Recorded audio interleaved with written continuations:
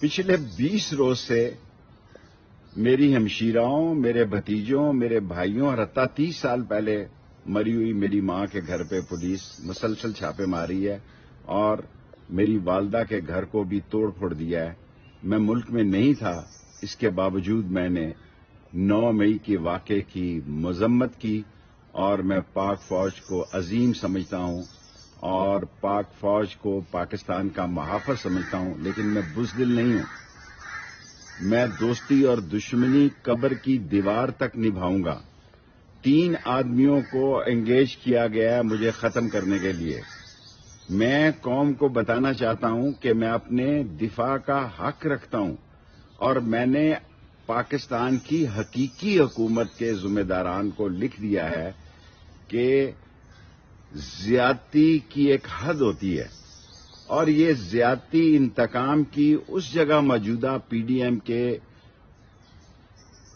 लोग लेकर जा रहे हैं और जो ये फसल बो रहे हैं जो बिल आखिर इन्हें काटनी है, मैं समझता हूं इंतहाई काबिल अफसोस है।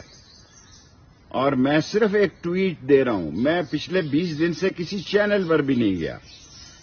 और अगर मेरे ट्विटर से आप इतने खौफजदा हैं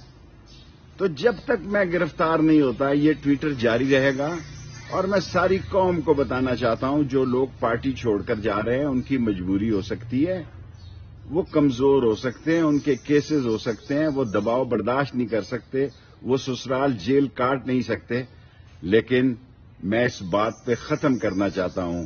कि मौत मेरी महबूबा है, हथकड़ी मेरा जेवर है, जेल मेरा ससुराल है और जब तक इमरान खान ये लड़ाई लड़ रहा है उसके साथ खड़ा हूं।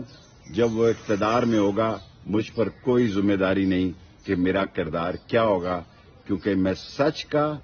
हक का और काला काला रसूल अल्लाह का झंडा बुलंद रखूंगा, बेशक मेरी जान चली जाए।